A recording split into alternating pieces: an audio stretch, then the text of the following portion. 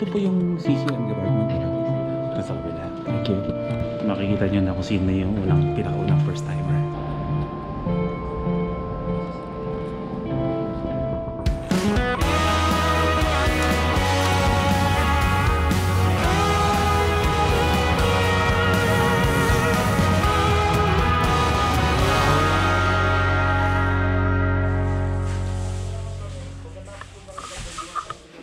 First timers, what's up sa inyo? Anong first time ang meron sa inyo ngayon? I'm back mga first timers dito sa Malolos, Bulacan. At syempre, sa mga napanood nyo ng mga past uploads ko is, yun nga, galing nga ako ng Banawe Rice Terraces or sa Ifugao. So today, natapos ko naman yung mga edit ko kasi nga, di ba, napanood nyo na. At ngayong araw is, dito muna ako mag-vlog sa bahay, hindi muna ako babiyahe. Gusto ko lang muna magpahinga talaga muna. Para at least mabawi ko lang yung lakas na nawala dun sa inakyat naming bundok nung pumunta kami dun sa Tapia Falls, dun sa Batad. So medyo grabe yung adventure namin dun. So hanggang ngayon, iniinda ko yung sakit ng katawan mga first timers. Kaya, ayun, today, wala tayong lakad na travel. Puro daldala muna ang gagawin ko. Pero luluwas ako ngayon sa Quezon City para may mga asikasuhin lang ako for the last time. Pupunta lang muna ulit ako ng ABS mga first timers kasi aayusin ko lang yung clearance ko para syempre para cleared na ako na I'm out of ABS-CBN. Tapos para yung huling sahod ko rin makuha ko rin, sayang din, di ba? Tapos magmo-motovlog lang tayo, ganun lang, liwaliw lang. Joy of riding lang muna, ikot-ikot, pasyal-pasyal kung saan tayo dadali ni Madonna. Tapos pupunta ulit ako ng El Compadre mga first timers kasi may panibagong session na naman ako ng tattoo. So madadagdagan na naman yung tattoo ko dito sa kaliwang kamay ko. Yun ang gagawin natin mga first timers. Pero today, di ko lang sure kung makikita ko siya. Pero ako mga first timers, appreciated ko kayong lahat. Pansin nyo ba? Road to 80,000 na tayo mga first timers. Konting-konti na no? Parang 20k na lang. Marireach na natin ang silver button. My God, yan silver button na yan. Bakit ganyan kahirap marating yan? Dugot, pawis. Pero ganun talaga. Sabi nga, ang buhay sa YouTube may kanya-kanyang biyahe. Kaya ito yung biyahe natin. So far, nag-enjoy tayo. Pero dati, hindi ko naman pinapangarap yung silver button na yan. Pero habang lumalapit, nagiging excited ako. Hindi para sa sarili ko mga first timers. Kasi makukuha na natin. Hindi ko makukuha yun at hindi magiging malapit na yung 100k na yung mga first timers kung walang mga suporta ninyo. Kaya malaking bagay ang nagagawa nyo sa akin. Kaya andito na tayo. Dati, simula lang tayo ng mga 1,000, 5,000 pero ngayon mag-80,000 na tayo. Tapos konting kembot na lang mga first timers. Silver play button na tayo. Meron na tayong plaque. Kaya maraming salamat sa inyo mga first timers. Sa walang sawa niyo yung pagsuporta sa akin, sa travels ko, sa kung ano-ano mga pinagagawa ko dito sa vlog ko, sa pag-support nyo, sa pagsubaybay nyo sa buhay ko, sa ups and downs, sa saya, lungkot natin. Nandyan kayo, sinusuportahan nyo ako at pinapanood nyo ako. Teka, mga first timers, mag-80,000 na tayo. Pero alam nyo ba kung sino ang pinakaunang first timer? Kung sino ang number 1 na first timer? I mean, literal na first timer na paulit-ulit ako. Basta pinakaunang first timer. Makikilala siya. Hahanapin natin siya sa ABS at ipapakilala ko sa inyo. At wala tayong ibang gagawin kundi magte-thank you tayo sa kanya kasi nang dahil sa kanya, aabot na tayo ng 80,000 at malapit na tayo mag 100k. Approaching Monumento. Monumento Caloocan na tayo mga first timers. At sa likuran ko ay ang aking kapatid na babae na si Sharon. Pupunta siya ng Trinoma pero dapat ay magbaban siya pero ayun, hinikayat ko na sumama siya sa akin, sumabay. May imimit daw siya sa Trinoma. Isang oras din mula Malolos to Caloocan. Na-excite na ako makita rin yung mga ibang katrabaho ko sa ABS. Makakamusta ko na rin sila. Ilang linggo na ba akong parang isang buwan na rin yata akong resigned na eh. Sige, ingat men. Yan yung kapatid ko, si Sharon. Okay, wait lang. Ayan, diretso tayo ng ABS tayo ngayon. Lakarin lang muna natin yung clearance ko para makuha ko na yung last sweldo. Pantawid din yun. Baka nga wala na nga ako sweldohin kasi nung time na first week ng January, puro ako bakasyon eh. Baka wala rin akong sweldo yun eh. Pero okay na, kahit 2,000 yan dyan, pambili na rin ng bigas yan.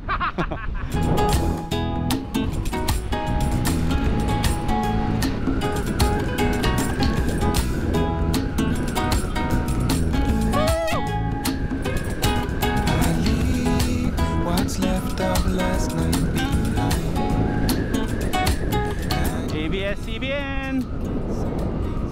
Here I come again! Diretso tayo sa El Compadre. Kayo ha, pag gusto nyo magpatato ha, dito sa...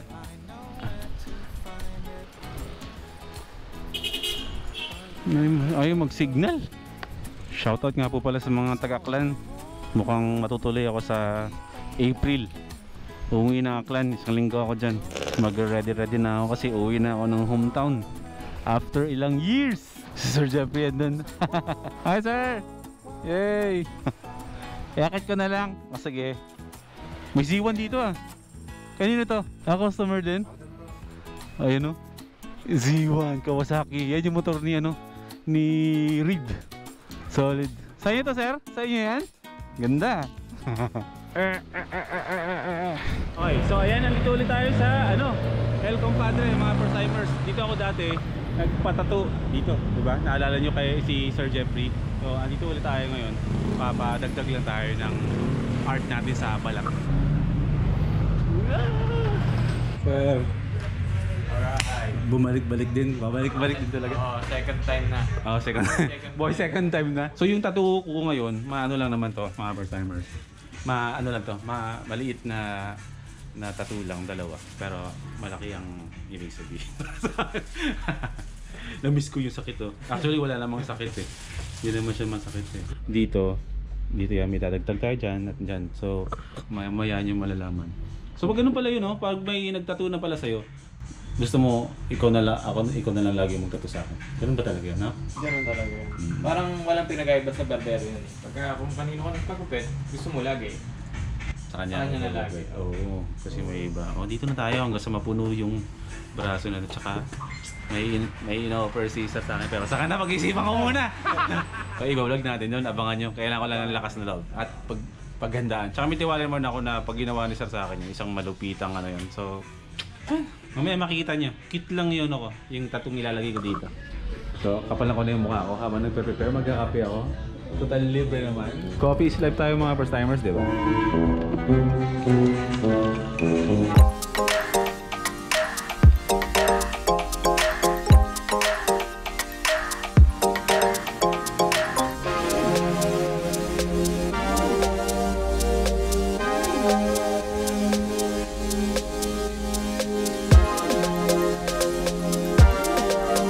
Wala na ba ang isasakit niya?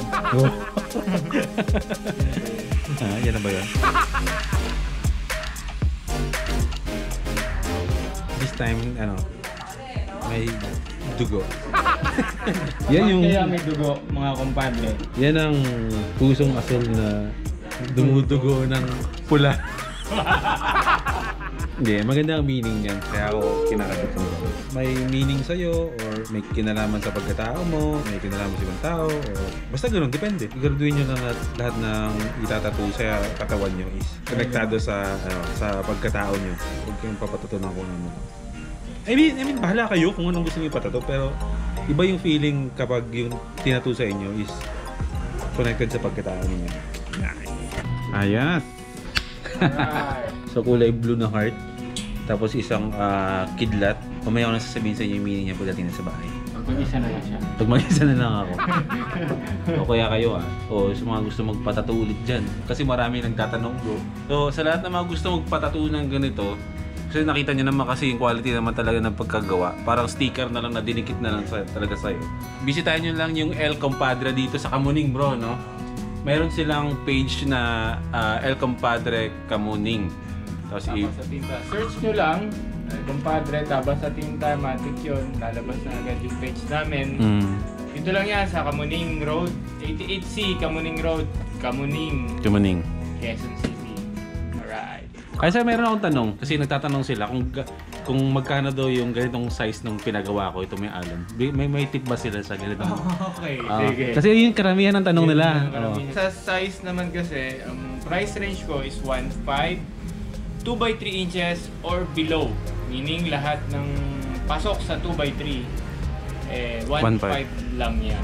Yun yung minimum natin. Basta depends pa rin sa complexity. Kung medyo intricate yung design, siyempre iba na po presyo natin. Sige. 1.5 lang. Mura lang yun ha. Mas malaki pa yung inaambag niya sa inuman. Punta na kayo dito ngayong Valentine's Day. Mapunta man kayo. Oo, Mahal ang bulaklak kesa sa tattoo. Oo. At least yung tattoo forever, yung bulaklak kinabukasan lanta na. Aray, nasaktan ako. Hindi, joke lang. Oo nga, nagdurugo ang puso mo. Yung Yung blue mong Puso, puso, nagdurugo. Hindi ko alam kung bakit. Pero talaga nagdurugo. Pamaya, baka malaman kayo bakit gano'n. Tama na. Ayun na naman bro, kahit anong punas mo sa asul na puso, dumudugo talaga bro. Tuloy-tuloy talaga yung dugo niya. Hindi ko malaman kung bakit eh.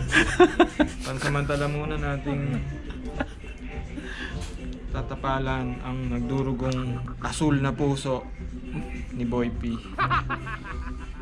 Heist. Thank you bro, hanggang sa susunod. Hindi umabot yung gupit natin kasi may ibang lakad pa ako, pero babalik tayo dito kasi meron tayong isa-celebrate soon dito. Ha? Watch out! Saan na po ako papagupit po ha? Ma'am, thank you po. Oh, mga first timers ha, El Compadre. Gupit at tingta. Wala nang ibang pagupitan dito sa QC, dito lang. Thank you bro, thank you.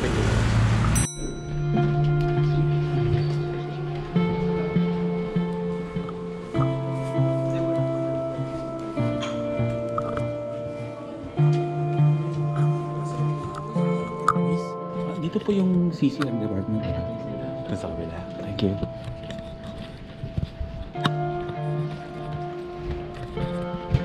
Makikita nyo na kung sino yung unang pinakaunang first timer.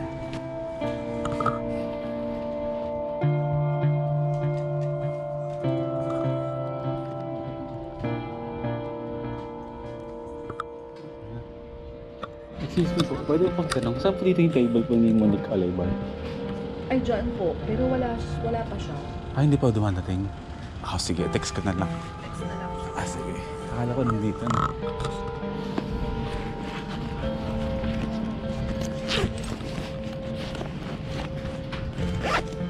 Antayin ko na lang sa live. Thank you po.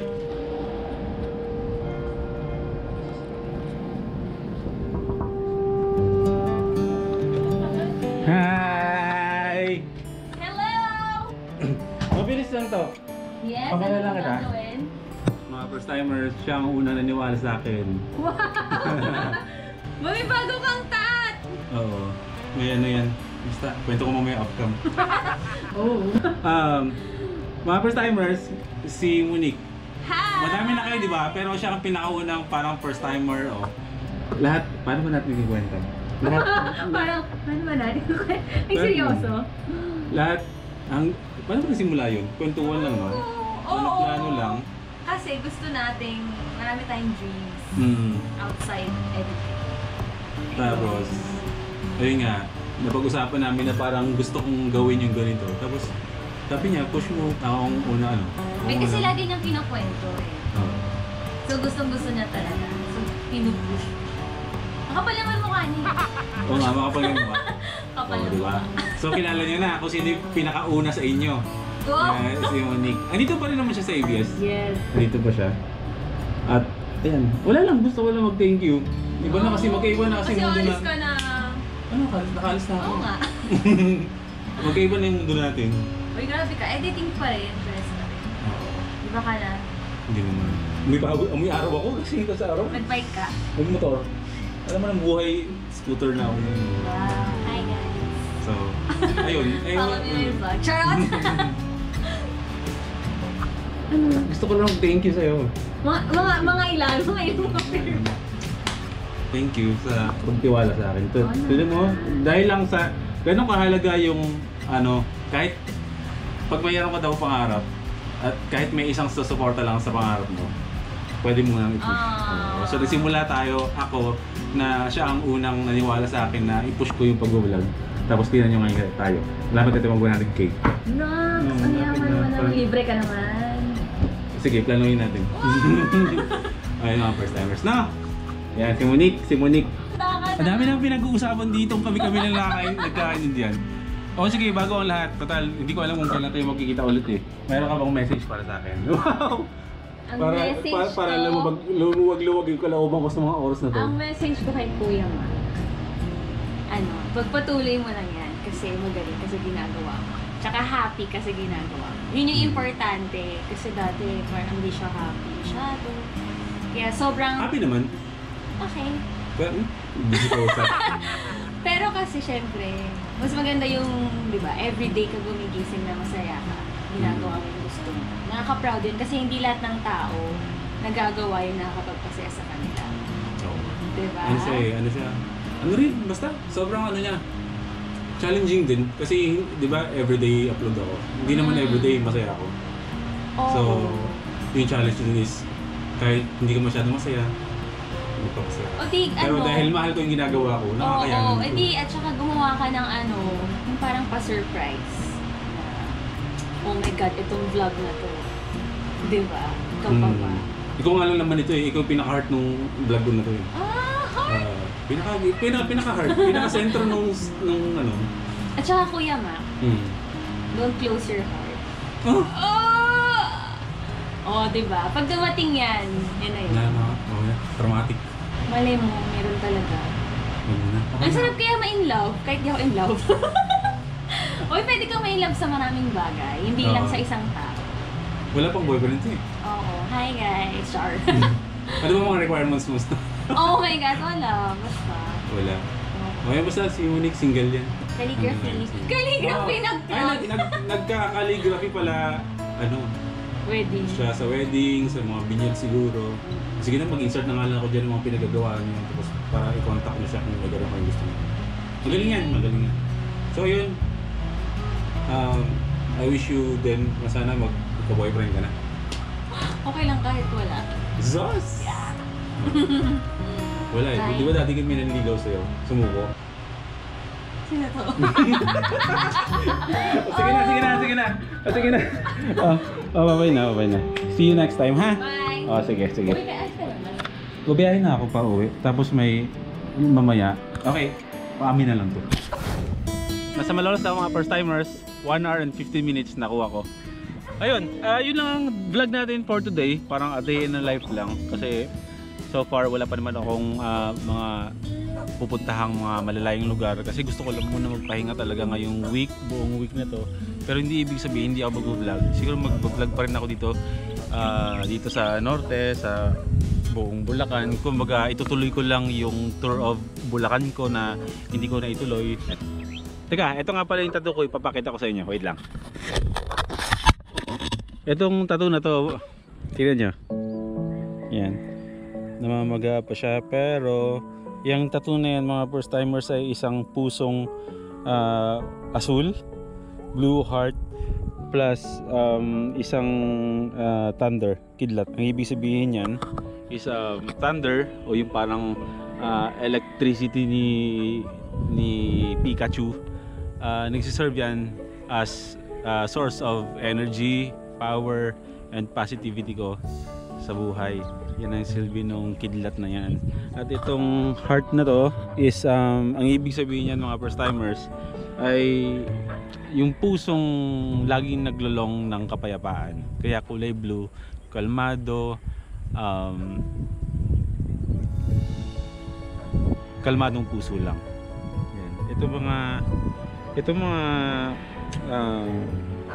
emojis na to mga first timers na ginawa kong tattoo sa braso ko ay malaking parte ng buhay ko ito.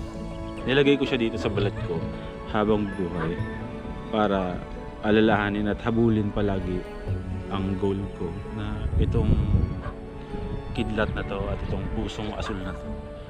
Yan ang may apply ko sa buhay ko. Dito na to habang buhay. Ganyan kahalaga sa akin yung mga emojis na yan. Ang tanging hiling ko lang na sana itong mga emojis na to na nakatatakda sa katawan ko is may isa pamuhay ko siya. Naging tuluyan na isang kalmadong tao na ako palagi kahit may problema. Lahat, basta gusto kong maging kalmado. At dahil malapit na ang araw ng mga puso, mga first timers, meron akong isang Bible verse para sa inyo na babasahin. 1 Corinthians 13:4-8. Love is patient, love is kind.